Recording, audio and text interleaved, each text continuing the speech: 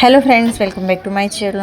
મારી ચેનલ પર તમારું સ્વાગત છે. ફરીથી મોટર ચાલુ કરી દીધી છે અને ફૂલ પોસ્ટમાં પાણી આવી રહ્યું છે.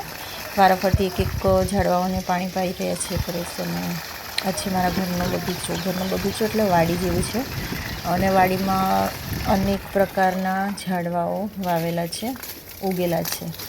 સો ઉનાળાની ધગધગતી મોસમમાં વૃક્ષોને પણ પાણીની જરૂર હોય છે, તો પાણી પાઈ રહ્યા છે પરેશ.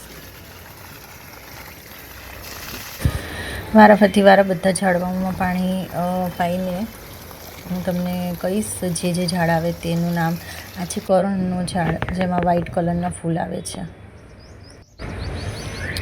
અમુક ઝાડના નામ મને ખબર નથી, જે પરેશને ખબર છે. મને ખબર નથી ખાસ, બાકી જેને આવડતા હશે હું તમને કહીશ.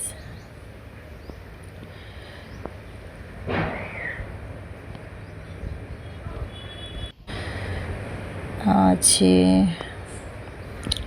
આ કયો છોડ છે મને ખબર નથી, પણ કહી રહી છું કે સરસ મજાની વાડી છે અને પવન એકદમ ઠંડો ઠંડો આવે છે. રાત્રે તો ખૂબ જ સરસ પવન આવે છે. આ છે અડવીના પાન, જેની સબ્જી બને છે. લગભગ તમે બધાએ ખાધી હશે. અડવીના પાનનો નાસ્તો પણ બને છે, પત્તરવેલા બને છે.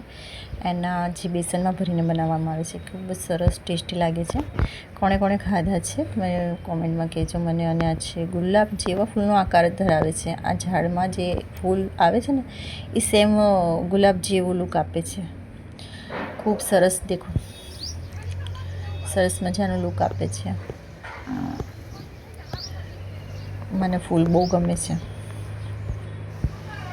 આ છે જમરૂખનું ઝાડ, અને હજી તો કાચા છે, અને પાકા થાય ત્યારે ખાઈએ છીએ બધા.